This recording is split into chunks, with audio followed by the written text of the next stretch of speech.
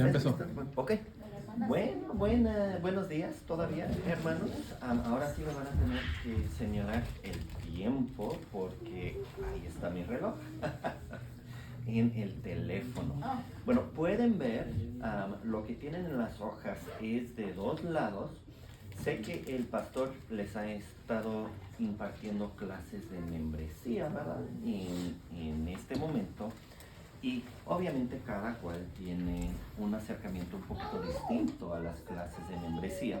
Entonces, como he andado un poquito a la carrera esta semana, me propuse mostrarles lo que yo hago en una clase de membresía. No todo, ¿verdad? Pero un poquito de eso.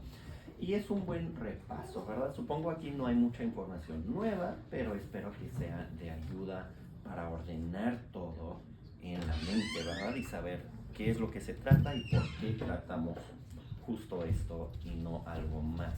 Creo que hay unas 2 copias más en la impresora, hermano Julio, ¿o no? Bueno, y entonces lo que nos corresponde hoy es simplemente un breve repaso. Si miran el lado que tiene, que es así, ¿verdad? Que tiene fe, esperanza y amor y muchas letras. Esta es una manera de resumir qué es lo que nosotros debemos de saber como cristianos, ¿verdad? Porque cuando alguien dice, bueno, quiero hacerme miembro de la iglesia, tenemos varias preguntas. Tenemos la pregunta, bueno, ¿qué entiendes tú por eso? Para que sepan lo que hagan, ¿verdad? Porque no queremos que alguien se comprometa en ignorancia, no entendiendo con qué se están comprometiendo, cuál es la motivación, ¿verdad? Y entonces queremos saber, o sea, si viene una persona y dice, mira, yo soy ateo, pero yo quiero ser miembro de la iglesia, pues vamos a tener muchas preguntas, ¿verdad? Porque parece que no entiende para qué sirve el funcionamiento de una iglesia. Si alguien dice, bueno, soy religioso, soy espiritual, pero no religioso, pues nuevamente vamos a tener preguntas, ¿verdad? Si alguien dice, yo soy muy religioso, bueno, pero ¿cuál es el contenido de tu religión? ¿Qué es lo que crees? Y entonces, no queremos sobrecargar, ¿verdad? No queremos decir, bueno, hasta que se memoricen el catecismo no pueden ser miembros de la iglesia. Es una barrera muy alta.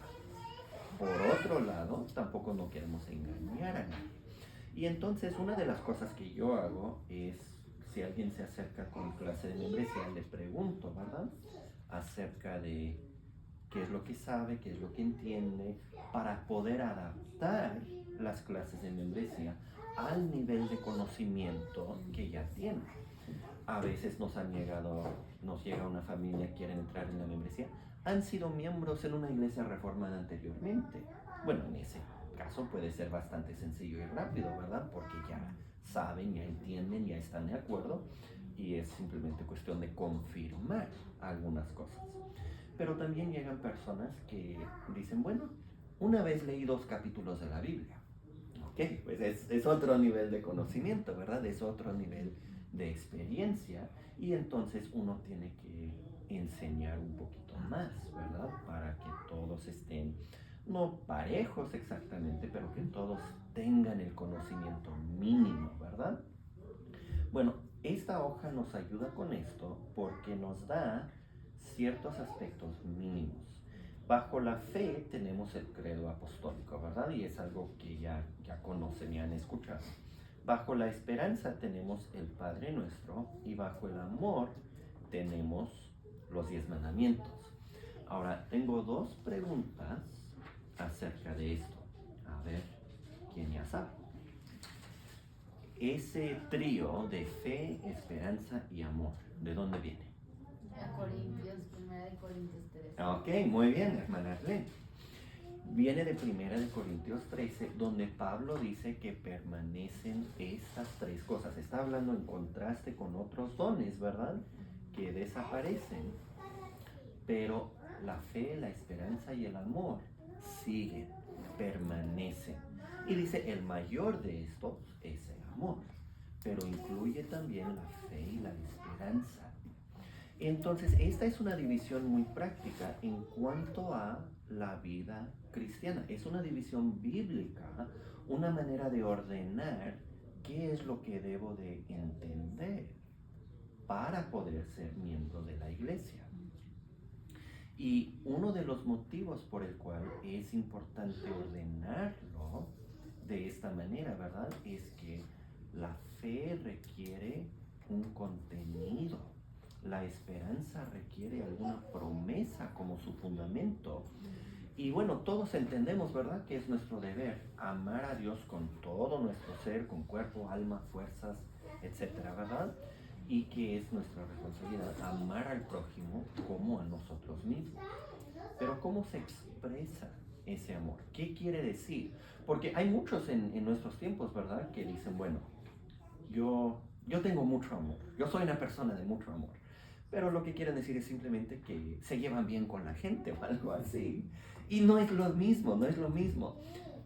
Los dos mandamientos del amor resumen la ley de Dios y nos muestran que sin amor nada de cumplimiento externo cuenta, ¿verdad? No es válido.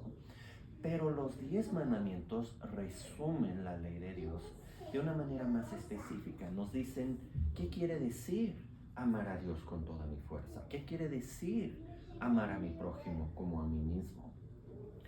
Una de las preguntas que hacemos para los que quieren entrar en la membresía es si prometen llevar una vida piadosa.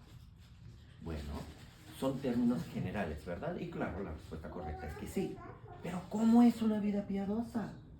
Si no definimos los términos, si no explicamos un poquito, quizás ellos dicen, bueno, yo voy a llevar una vida piadosa en este sentido. Lunes a sábado hago lo que se me ocurra. Y el domingo voy a la iglesia y pido perdón. Esa no es una vida piadosa, hermanos. Pero hay gente que así lo concibe, ¿verdad? Y entonces tenemos que definir un poquito. Bueno, entonces, ¿qué buscamos para que alguien esté en condiciones de correctamente, con inteligencia, con entendimiento, poder hacerse miembro de nuestra iglesia? Pues buscamos que tengan fe, que tengan esperanza, que tengan amor, que entiendan la necesidad de estas cosas y no que sean expertos, pero que por lo menos estén familiarizados con esto. Bueno, la primera pregunta era, ¿de dónde viene este trío de fe, esperanza y amor? La hermana Arlene tuvo la respuesta correcta, ¿verdad? Primera de Corintios 13. La segunda pregunta es, ¿dónde aparecen estos párrafos que están aquí en la hoja abajo, esos encabezados de la fe, la esperanza y el amor? ¿Hay algún documento de nuestra iglesia donde se encuentran estas tres cosas? Por la Biblia. La Biblia. En el catecismo. Ok. El contenido es bíblico, pero el credo apostólico como tal no aparece en la Biblia, ¿verdad? No podemos abrir la Biblia al credo apostólico, al menos que sea una Biblia de estudio, algo así, ¿verdad? No es propiamente parte del texto de la Escritura, es un resumen de grandes temas de la Escritura. El Padre Nuestro, pues sí, lo tenemos en Mateo capítulo 6. Y los 10 mandamientos los tenemos en Éxodo 20 y en Deuteronomio 5. Y la versión que está aquí en la hoja es de Éxodo 20. Bueno, todo esto es como la columna vertebral de nuestro catecismo de Heidelberg. Porque si se acuerdan, ¿verdad? Hay 2 preguntas de introducción, luego hay unas cuantas preguntas que tienen que ver con nuestra condición, ¿verdad?, pecaminosa, y luego avanza, comienza a preguntar qué es lo que Dios ha hecho. Y llega a la pregunta, ¿qué debemos de creer? Bueno, todo lo que nos ha prometido en el Santo Evangelio, que está resumido en los artículos de nuestra fe cristiana. Siguiente pregunta, pregunta 23, ¿cuáles son estos artículos? Respondemos con el credo apostólico, creo en Dios Padre Todopoderoso, etc. Y los días del Señor que siguen explican el contenido de ese catecismo, o de ese credo, perdón. Bueno, luego, pregunta 91 habla de cuáles son las buenas obras y, entre otras cosas, los define como buenas obras son aquellas que son conformes a la ley de Dios. Enseguida viene pregunta 92. ¿Cuál es la ley de Dios? Y la respuesta es los 10 mandamientos. Se supone que debemos de tenerlos memorizados, ¿verdad? Para ese momento de poder decirlo todo junto. Avanzando entonces, el catecismo hace la pregunta, ¿cuál es la parte o por qué la oración es necesaria para los cristianos? Y la respuesta es porque es la parte principal de nuestra gratitud, ¿verdad? Se pregunta por qué debemos orar y la respuesta es por todo lo que necesitamos en cuerpo y alma. Y entonces se introduce el Padre Nuestro como regla, como guía para nuestras propias oraciones. Y entonces lo que tienen en esta hoja es la columna vertebral del catecismo. La gran mayoría del catecismo está explicando el credo apostólico o los 10 mandamientos o el Padre Nuestro. O sea que si entendemos bien esto, ya tenemos en teoría casi todo lo que aporta el catecismo de Heidelberg. Pero visto de otro lado, el catecismo, que es un documento constitucional para nosotros, ¿verdad? Que es un documento de mucha importancia, está conformado simplemente de, mayormente, elaboración sobre lo que aquí brevemente está resumido. Y entonces lo podemos ver desde 2 puntos de vista. Para ser miembros de la iglesia, ¿deben de dominar todo el catecismo? No. Pero esta porción sí es buena, ¿verdad? O sea, esto con digamos, una persona que no tiene alguna incapacidad mental, el credo apostólico, el Padre Nuestro y los 10 mandamientos no es excesivo, no es demasiado, no es más de lo que se puede aprender.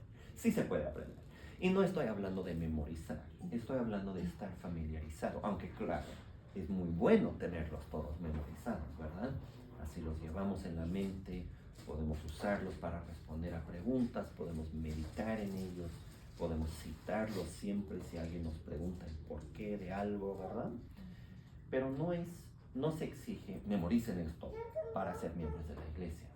Pero esta es una manera de resumir el contenido, lo que debemos de saber, para que al responder a las preguntas, si estamos de acuerdo con cómo funciona esta iglesia, si reconocemos que su doctrina de la salvación es la doctrina de la salvación que se expresa en la Escritura, pues ¿cómo vamos a responder a eso si no sabemos cuál es la doctrina de la salvación que se enseña?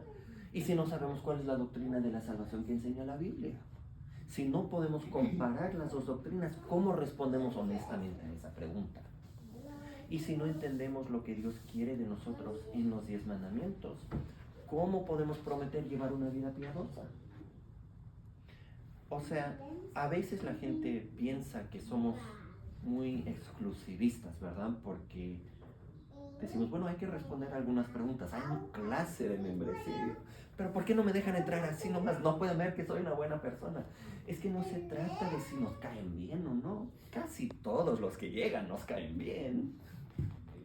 Siempre queremos tener esa disposición de recibir, ¿verdad? Pero como vamos a hacer preguntas solemnes frente a Dios, frente a la congregación como testigos, no queremos poner a nadie ahí para que digan mentiras o para que respondan sin entendimiento. Ya nosotros estaríamos mal por presionar a alguien a responder a la ligera. Estaríamos inculcando en la gente que hablen sin pensar. Pero la Biblia dice que daremos cuentas por cada palabra vana que pronunciamos. Eclesiastés nos dice que es mejor no jurar que jurar y no cumplir. Y entonces a veces la gente piensa que como no vamos en un ritmo aceleradísimo, que no queremos que sean miembros.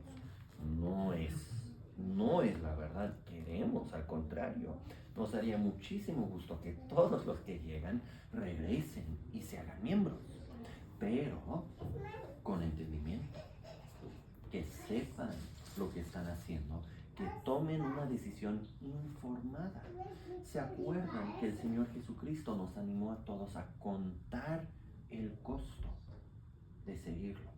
Viene un hombre y le dice, yo te seguiré a donde quiera que vayas.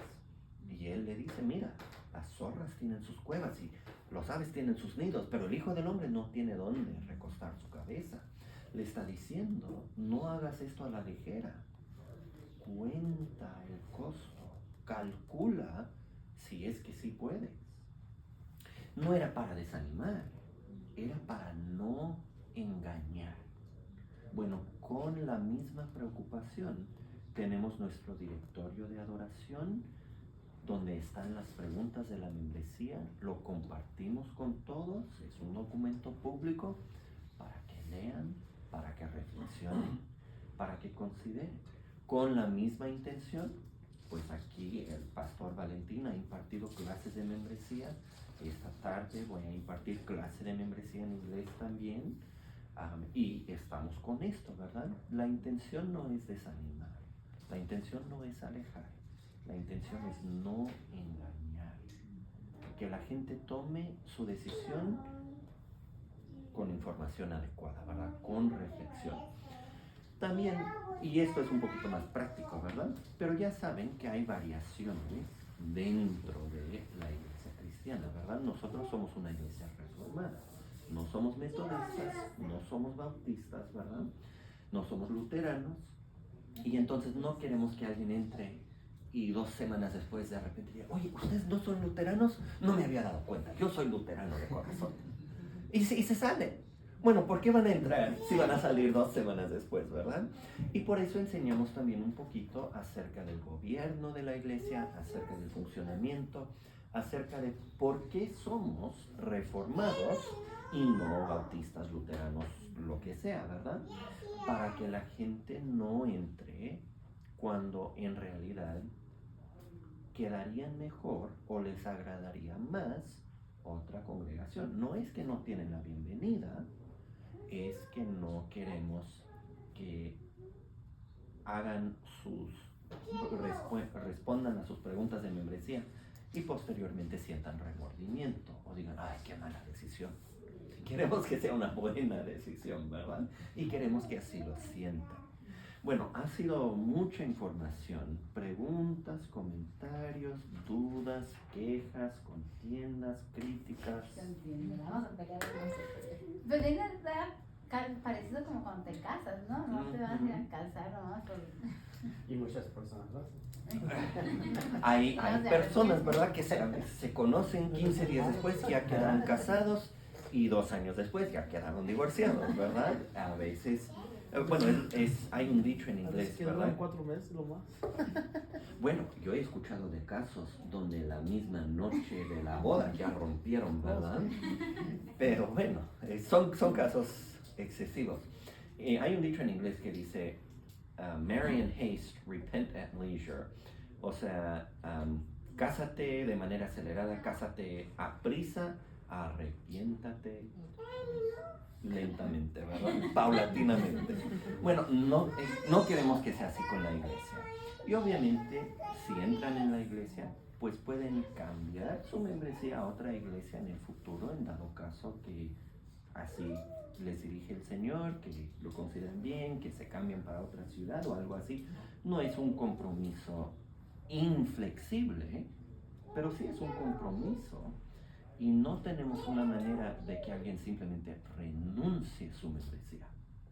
A lo mejor eso les caiga un poquito extraño. ¿Por qué no tenemos un camino para que alguien renuncie la membresía? Punto.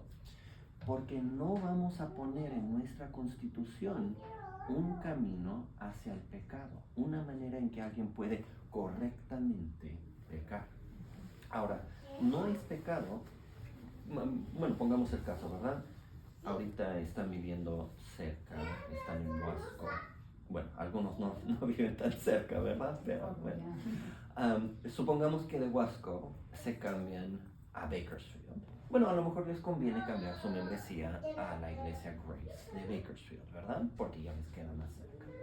No está mal, no hay problema, no causa ninguna dificultad, ¿verdad? Nadie les reclama, nadie les exige que no lo hagan o algo así, ¿verdad? Está bien, pero no están dejando a la iglesia, siguen como miembros congregantes fieles de la iglesia de Jesucristo.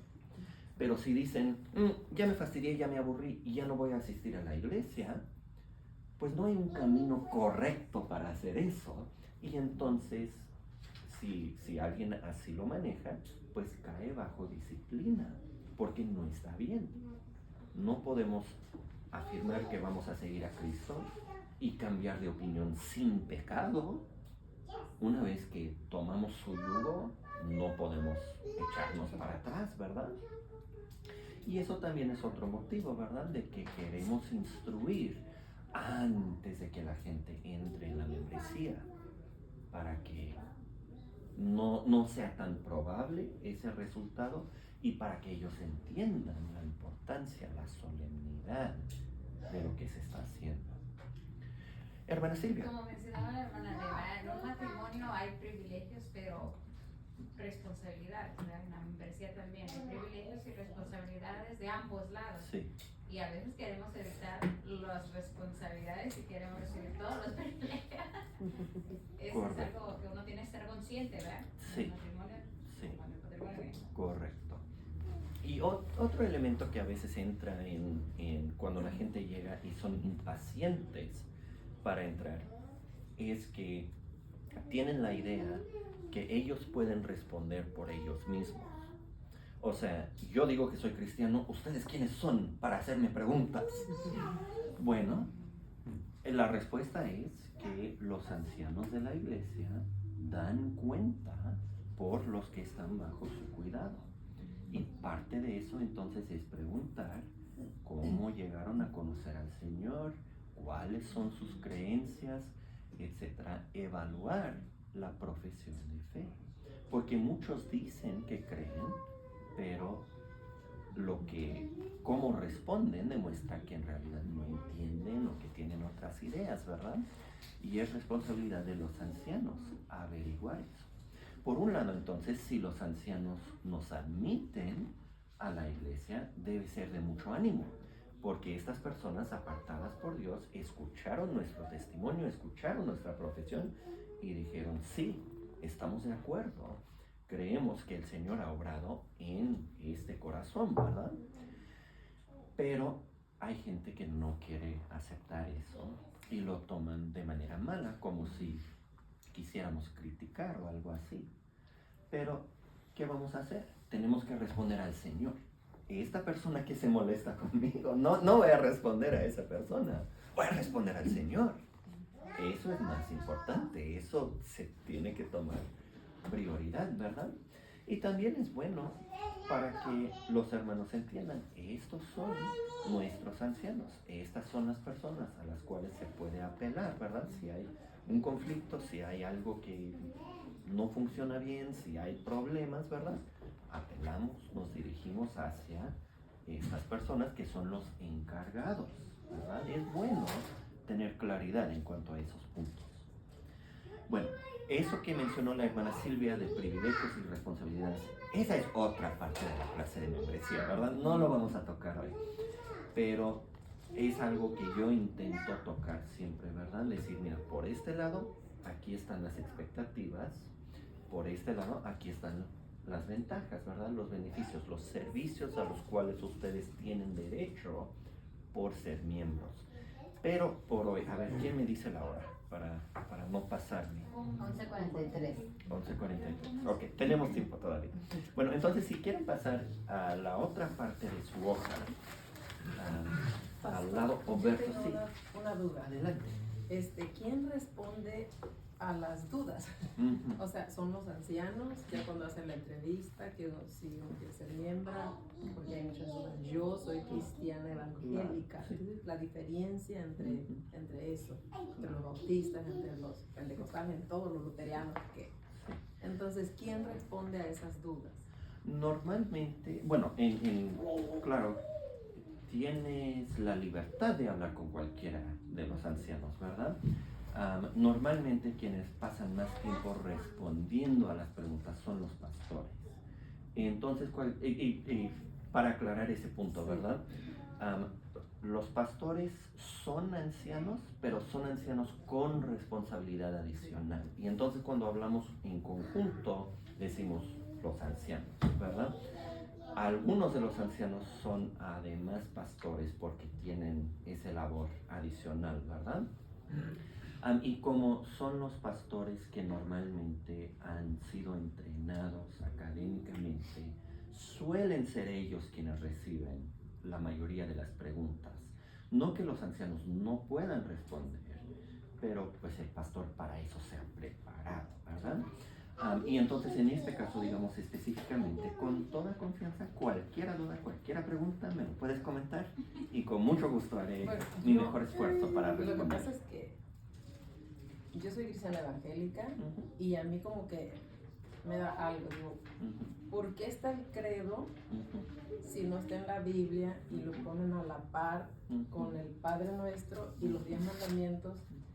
Y como que yo tengo esa duda, vengo de unas iglesias que ni lo mencionan. Correcto. Entonces, Correcto. ese es algo como que es una piedrita en el zapato, ¿verdad? Y que quisiera... Claro, y se entiende, hermana. Y en primer lugar hay que aclarar, ¿verdad? No estamos diciendo que el credo apostólico está a la par de la escritura, pero la escritura es amplia, ¿verdad? Es muy extensa. Y entonces, para resumir, tenemos que hacer algo. Bueno, tenemos 3 alternativas aquí, ¿verdad?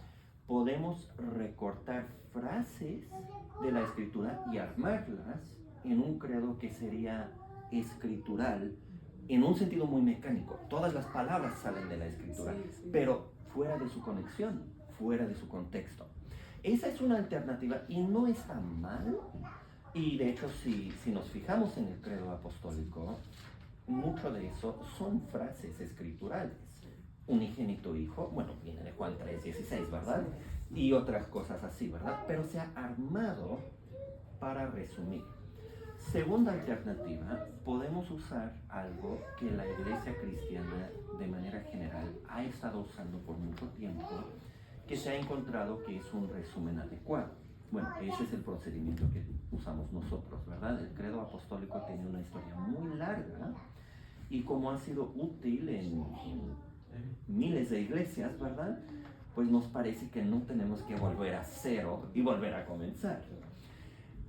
La tercera alternativa, y esto es la alternativa que adoptan muchas iglesias evangélicas, pero no reformadas, porque reformado es subdivisión dentro de evangélico, ¿verdad? La postura que adoptan ellos es que sí tienen un resumen, pero nadie sabe lo que es. Déjame explicar un poquito, ¿verdad? O sea, si vamos de iglesia evangélica en iglesia evangélica, vamos a encontrar que la mayoría sí afirman lo que dice el credo apostólico, pero sin mencionar el documento. Y si uno les pregunta, ¿qué es lo que ustedes creen? El pastor o algún diácono o alguien nos va a resumir lo que cree. Quizás digan, vayan a la página de internet y ahí tenemos un documento que se llama Nuestras Creencias. O sea, han elaborado algo, pero han elaborado algo un poquito individual, porque cada iglesia lo ha hecho por su propia cuenta. Y entonces eso puede cambiar. Viene un nuevo pastor y dice, esa página de la iglesia no me gusta, vamos a cambiarlo un poquito. Y cambia. Bueno, si yo vengo y digo a esta congregación, hermanos, ya me fastidié del credo apostólico, ya no lo vamos a usar. La iglesia no cambia, más bien me votan a mí. Yo voy para afuera. Porque no queremos ser cristianos idiosincráticos, excéntricos. Queremos mantener la fe que fue una vez entregada a los santos.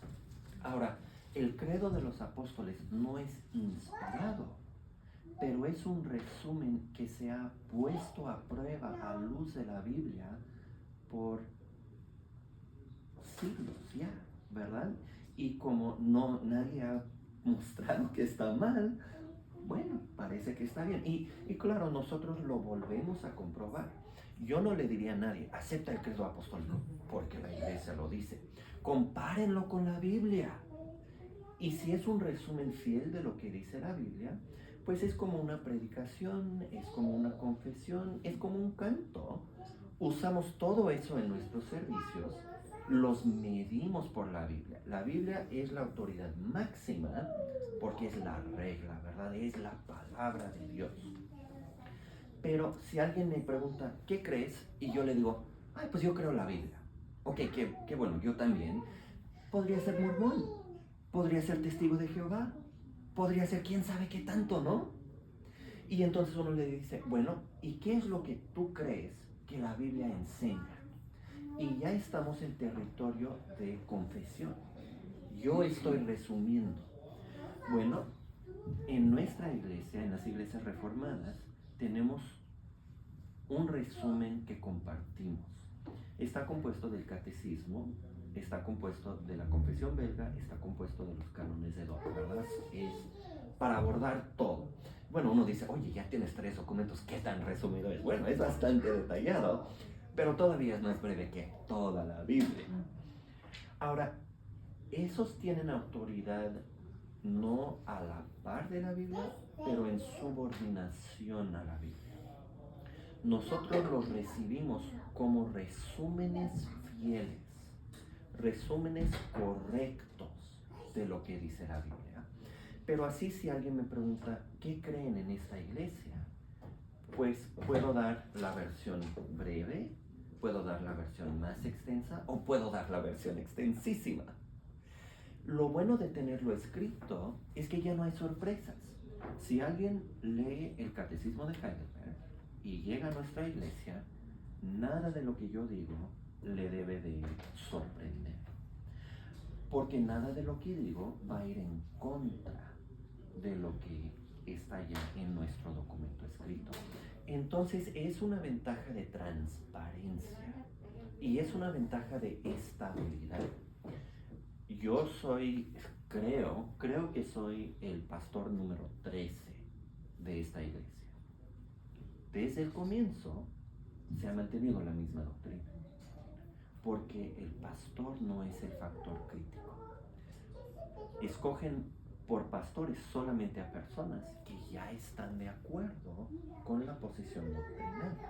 Y como es lo suficientemente elaborado, es una protección. No es perfecto, ¿verdad? Iglesias reformadas se pueden desviar, pero es una medida de protección en contra de que el carácter de la iglesia cambie de un pastor a otro. Bueno, les doy el ejemplo. Aquí en Shafter existe la iglesia congregacional.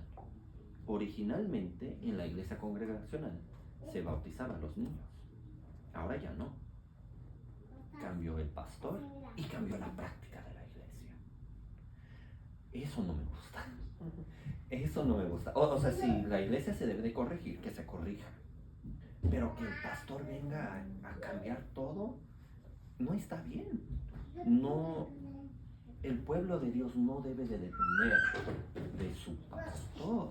Sí, porque cada uno trae ideas diferentes. Correcto. El pueblo de Dios debe de depender de la Biblia y la confesión, el catecismo, es una herramienta para escudriñar al pastor, para ver si cumple con sus requisitos, para evaluar todo lo que dice. Claro, la Biblia es la regla principal, pero la confesión, el catecismo nos permite ver, bueno, hasta qué punto podemos ser flexibles y dónde somos rígidos. Sí. Y otra pregunta. Claro. Como le digo, como soy evangélica, Adelante, será adelante. pura Biblia. Si yo tengo mis nietas, no las he bautizado y quiero bautizarlas, las voy a bautizar, como dice la Biblia, que dice Jesucristo, ve y predique el evangelio, que crean y bautízalos en el nombre del Padre, del Hijo y del Espíritu Santo, o las puedo bautizar pequeñas. Bueno, ahí es una situación un poquito complicada, y si no entiendo, ¿verdad? Pues lo podemos comentar más al rato. Cuando dices que tienes a tus nietas, es decir, que papá y mamá ya no están presentes. No, están. Sí, sí están. Ok. Pero no son creyentes. Ok. Y como mis nietas son chiquititas, Claro. me las dejan Claro. que les, Ok. que les voy a... O sea, no me lo prohíben. Claro, ok. Bueno, ese caso es un caso excepcional, ¿verdad? Porque normalmente, o sea, como dice la Biblia, ¿verdad? Que el hombre dejará a su padre y a su madre, se unirá a su mujer y los dos serán una sola carne. Establecen una nueva familia. Y entonces normalmente para bautizar a algún niño necesitaríamos que o el padre o la madre, o idealmente los dos, ¿verdad? Pero podemos trabajar con uno, que uno de ellos fuera creyente. Y claro, aquí, o sea, alguien debe de ser miembro de la iglesia, ¿verdad? Bueno, perdón, Sí. se la pongo más Ajá. diferente. Mi hijo, tengo mis hijos, tengo unos hijos que no son creyentes. Sí. Yo, obviamente, fui católica toda mi Claro. vida. Los bauticé cuando eran Ok. bebé. Ahora, ellos vienen, Ujú. creen, Ujú. comprenden, se bautizan nuevamente, como a mí me lo hicieron. ¿Y por qué? Bueno, porque la Iglesia Católica, aunque tiene muchísimos errores, tiene también el Evangelio y tiene la forma del bautismo. Entonces, la postura de la Iglesia Reformada siempre ha sido que el bautismo de los católicos no se debe de repetir. Y entonces, como fueron bautizados como niños, están bautizados. Si vienen, por la gracia de Dios, si vienen con nosotros, ¿verdad? Que nos encantaría. Si escuchan, si dicen, me llama la atención, estoy convencido, quiero ser miembro de la iglesia, les vamos a preguntar, ¿has sido bautizado? Y si dicen sí, como niño, ok, adelante, vámonos. Podemos hacer las preguntas y que entren en la membresía. Si dicen que no han sido bautizados, entonces tenemos la manera también de bautizar a los adultos, obviamente, ¿verdad? Podemos bautizar a adultos, solamente que cuando uno trabaja en un contexto donde ya ha estado la Iglesia Católica, pues son pocos los que no fueron bautizados como niños, ¿verdad? Pero nosotros, como la Biblia dice que hay un bautismo, no queremos ir en contra de esa expresión, bautizando 2 veces. ¿Y qué pasa? Ujú. Porque a mí me bautizaron como evangélica. Después también. entendí. Sí. Y Bueno, dije, no es, Ajá. desde nuestra perspectiva, hermano Sí. Rosario, no es que pase algo, Ujú. es que no era necesario. O sea, ese bautismo como evangélica, esa iglesia donde ¿Dónde me bautizaron? donde te bautizaron, estaba diciendo que el bautismo de niña no contaba, no servía, no era válida. Ujú. Bueno, nosotros creemos que sí era un bautismo válido. ¿Y quién está equivocado? Bueno, ya sabes lo que yo voy a decir, ¿Verdad? ¿verdad? Porque la Biblia, Sí. Jesucristo lo bautizaron cuando era Ujú. grande, Sí. todos entendían el Evangelio. Eso es algo, pues, dudas Sí, que yo tengo claro. porque yo lo entendía de otra manera. Claro. Entonces, sí, el bautizo de mis hijos y es válido, pero ellos los bauticé, sí, ellos no tenían conocimiento, ni yo Claro. tenía conocimiento. Sí. Yo los bauticé porque me decían que los bautizara, pero yo no Claro. sabía ni entendía lo que Claro. significaba el bautismo en la Sí. Biblia. Bueno, ese es un tema un poquito extenso, ¿verdad? Sí. Bueno, la hermana Arlene puede confirmar que puede ser un tema extenso. De 3 años, ¿verdad? Sí.